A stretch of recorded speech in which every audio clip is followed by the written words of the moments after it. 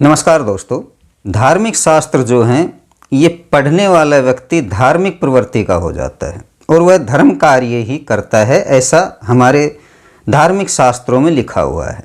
जितने भी पुराण हैं, पुराणों की कोई गिनती नहीं है। 18 जो पुराण हैं वह रजिस्टर्ड पुराण हैं, जिनको बोलते हैं कि आदिकाल से चले हुए आ रहे हैं।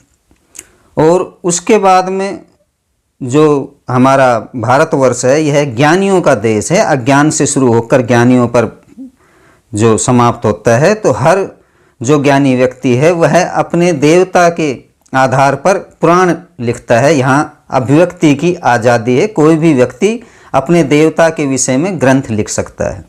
श्रीमद् देवी भागवत पुराण है, गीता प्रेस गोरखपुर ने जिसे प्रकाशित किया हुआ है, उसमें लिखा हुआ है कि जो कलयुग के ब्राह्मण हैं वे सतयुग के राक्षस हैं।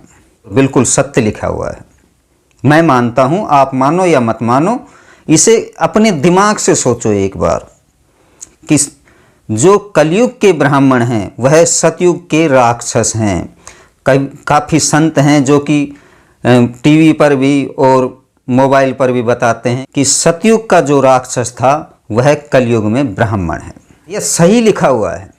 यदि आप राक्षस की उत्पत्ति के विषय में पढ़ेंगे तो उत्पत्ति ग्रंथ के नाम से एक ग्रंथ है, उसमें लिखा हुआ है कि राक्षस की उत्पत्ति उस जगत सृष्टिकर्ता ने जल के रक्षण के लिए की थी और वह राक्षस कहलाया।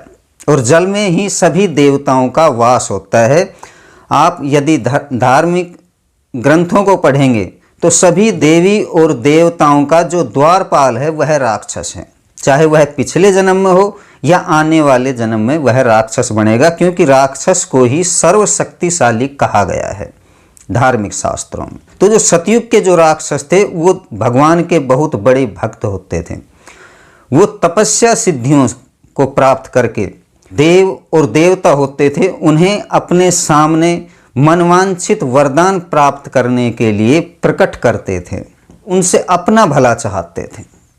और आज यदि आप वर्तमान कलयुग का समय भी देखेंगे तो केवल ब्राह्मण ही है जो भगवान को प्रकट करता है और धार्मिक धर्म और धर्मशास्त्र की बातें बताता है। बाकी आप और किसी को भी देखोगे वो आपको या तो धन की बातें बोलेंगे या किसी को मारने की बातें बोलेंगे, लेकिन ब्राह्मण प्रेम और भगवान की ही बातें करेगा। इसलिए मैं आपसे कहता हूँ कि हाँ, हम सतयुग के राक्षस ही हैं जो आज ब्राह्मण बने हुए हैं।